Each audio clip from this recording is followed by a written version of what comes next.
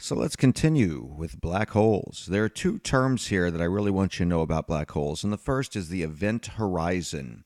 The event horizon is the distance at which the escape velocity to get away from the black hole, the escape velocity is equal to the speed of light, little c.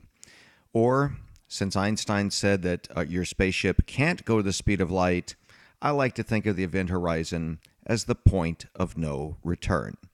That's it. Your spaceship will not be able to go fast enough, no matter how good it is, to escape from the black hole. Kind of like approaching a waterfall in a boat. And you keep tempting fate, getting closer and closer to the waterfall's edge, hitting full throttle and getting away until that one time you get just a little too close and you put it full throttle. But no matter what happens, you keep going towards the waterfall, and you are doomed at that point. That's what the event horizon is. You wouldn't notice anything when you crossed it in space. There's nothing in particular that happens at the event horizon. It's just that you're doomed. You are not going to be able to get away at that point. We actually measure black holes, the size of a black hole, based on this event horizon. So the radius of a black hole is called the Schwarzschild radius, and it's roughly equal to 3 kilometers times the object's solar mass. So our sun, which has 1 solar mass, would form a black hole if the sun somehow imploded, which it's not going to do, but if it's magically imploded into a black hole, it would only form a black hole the size of a small city. Whereas something like mighty Jupiter would only form a black hole that would basically fit inside a classroom.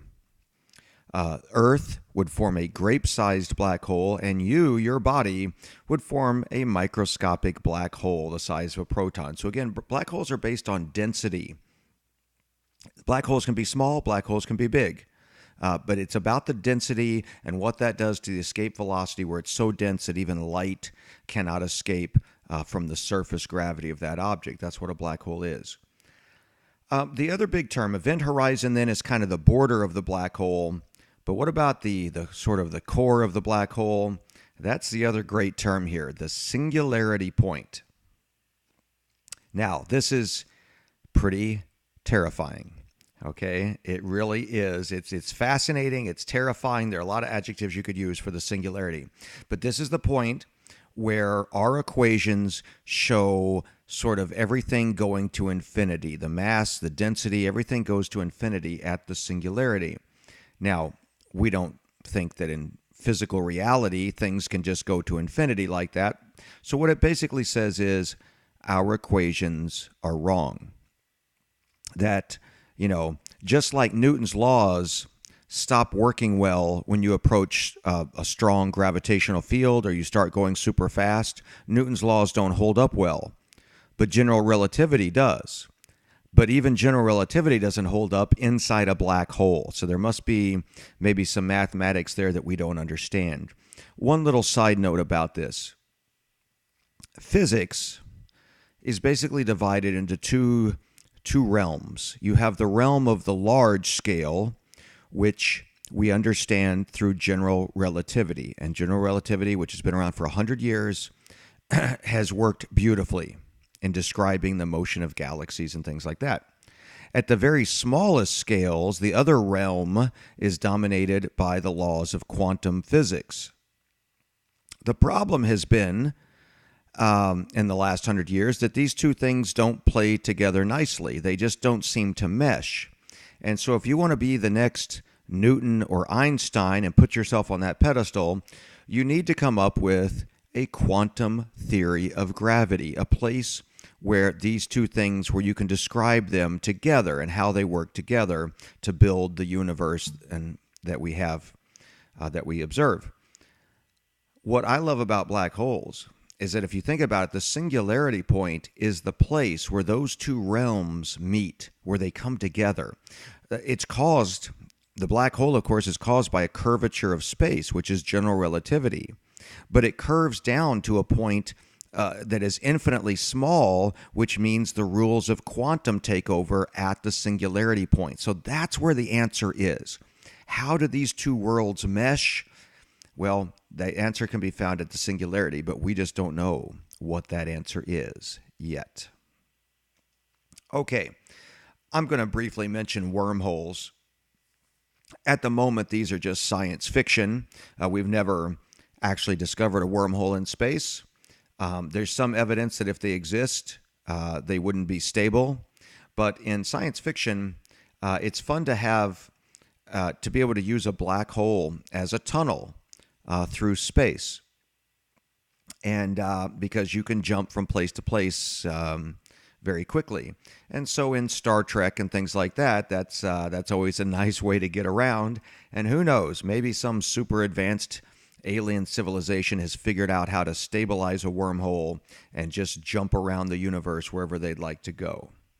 Kind of interesting to think about, but a little bit beyond really what I like to talk about in here, again, because there's no real physical evidence that they actually exist. All right. Something that we know more about is what would happen to an object falling into a black hole. First, though, I'd mentioned the idea that what would happen if the sun suddenly imploded into a black hole. You know, what would happen, let's say, to Mercury or Venus or Earth? Well, the short answer is nothing. Nothing would happen to them in terms of their orbit. Now, of course, we would lose all the light and heat of the sun, and I'm sure all life on Earth would die, or most of it. But anyway, so that's kind of a drag. But other than that, the orbit would be just fine. Why? Well, because we would still be orbiting one solar mass. That wouldn't change. Whether it's a star or a black hole, it still weighs one solar mass. And so as long as we keep the same velocity that we have now, the same orbital velocity, we would just be orbiting a black hole. No big deal. And if you think that sounds really strange, I have news for you. You already orbit a black hole.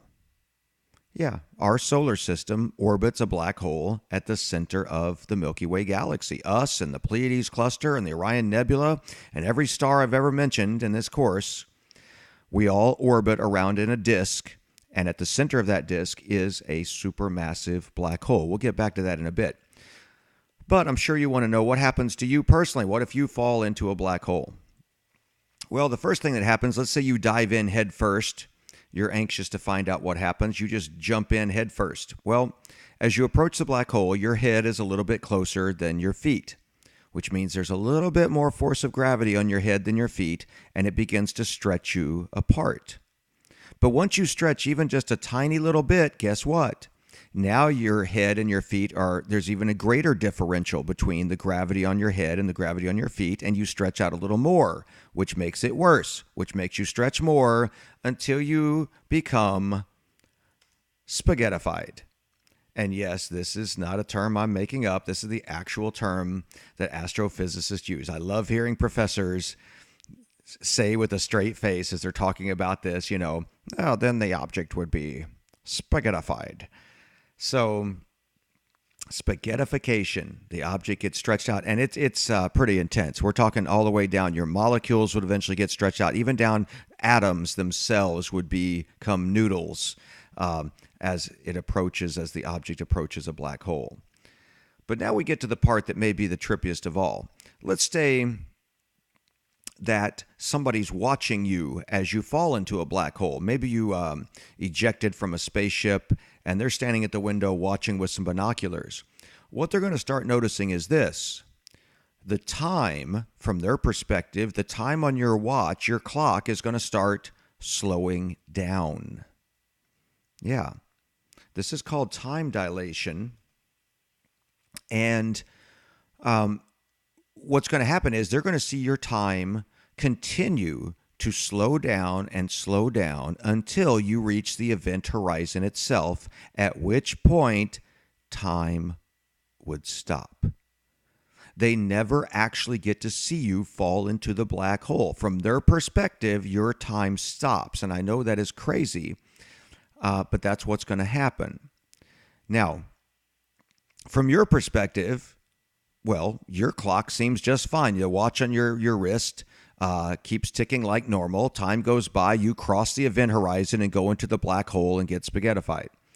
So it's only from their perspective that time slows down and stops. From yours, it does not.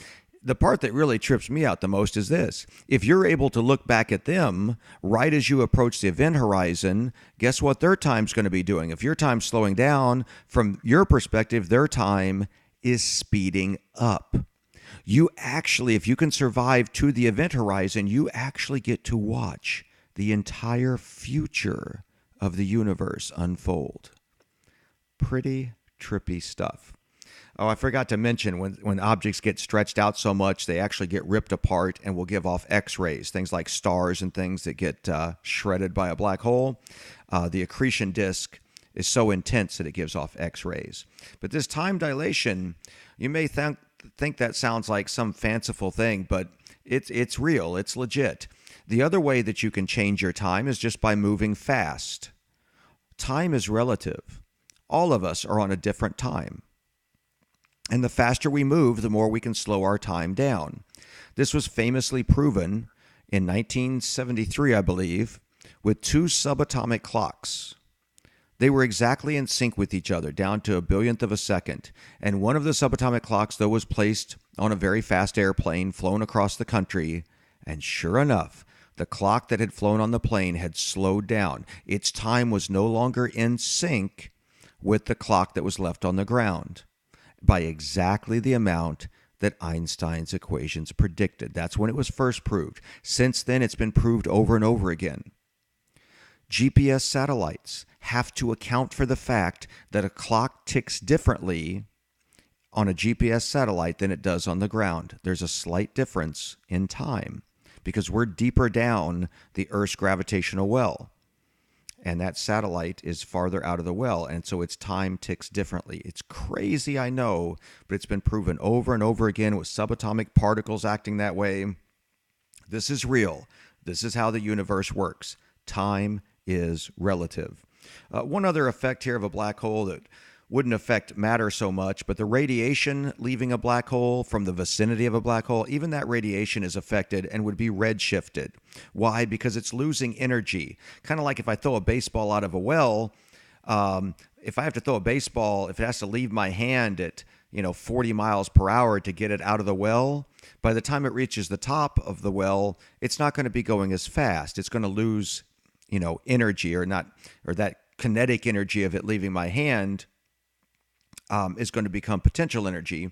But anyway, the kinetic energy itself is going to decrease because it's going to slow down. So that's what happens to radiation as it tries to leave the vicinity of a black hole. As it tries to get out of this well, it's going to lose energy, which is going to make it a longer wavelength of radiation.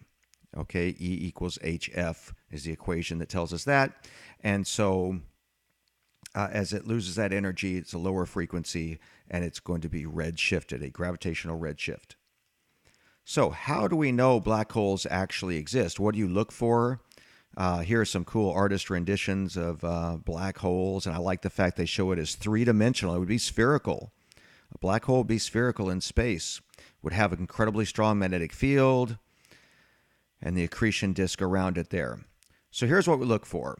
Look for a star that's being thrown around by something invisible. A binary system, you can watch two stars swirling around, orbiting a common center of mass. Well, in this case, the other partner in the binary is a black hole. You're not going to be able to see it. You're just going to see the companion star being thrown around by something invisible. Now, that invisible object may give off X-rays because if it has an accretion disk, that's going to heat up, and so you look for X-rays. The first one that was really a confirmed stellar black hole, in other words, a black hole that formed from an individual star, was Cygnus X1. Again, back in the 1970s, Cygnus X1 is the first one. There was a famous bet between Kip Thorne and Stephen Hawking signed off on it, saying that this was indeed a black hole. It's an object that weighs 10 times more than our sun, and yet it's invisible. What else could it be? It's a black hole, and it was giving off X-rays, hence the name Cygnus X1. That's a stellar mass black hole. The other variety of black hole would be a supermassive black hole. These monsters are found at the hearts of large galaxies. And the notes here say up to 1 billion solar masses. We have evidence. I think there was one recently that weighed in at 12 billion times the mass of our sun. Just unfathomable. Our Milky Way, as I already mentioned, has a black hole at the center of it. But for whatever reason, our large galaxy, we live in a pretty impressive galaxy, but our black hole is kind of weak. It's not too impressive, only 3 million times the mass of our sun. Yes, we're at that point of the year when 3 million times heavier than our sun is not impressive. So we do have a supermassive black hole, but compared to the size of our galaxy, it's pretty dinky. And last little thing here, just like with a pulsar where you had the two poles, the two magnetic poles of a pulsar, and you had energy streaming away. Same thing with black holes. You can have jets of matter and energy leaving the vicinity of the black hole from the basically north and south magnetic pole of the black hole. Let's take a look at what that might look like here. Let me skip to an animation here that shows what a supermassive black hole might look like at the heart of a galaxy. You see the accretion disk all around it here, accretion disk, and there's the jet streaming away from it. And then we'll see that the actual black hole is pretty small compared to the huge accretion disk around it. Okay, and we're just going to plunge right in here to the black hole. And here is an actual picture of the heart of a galaxy, and you have a black hole hidden inside here somewhere, and this is an actual jet of material leaving the black hole, just like it's been theorized. So black holes, as crazy as they are, and the way they warp space and time, and we don't know what happens. We'll talk more in a later chapter about what we think where a black hole might lead. We'll talk about that in a later chapter, but they are just fascinating, but they actually exist in nature, as crazy as that sounds. Thanks for listening.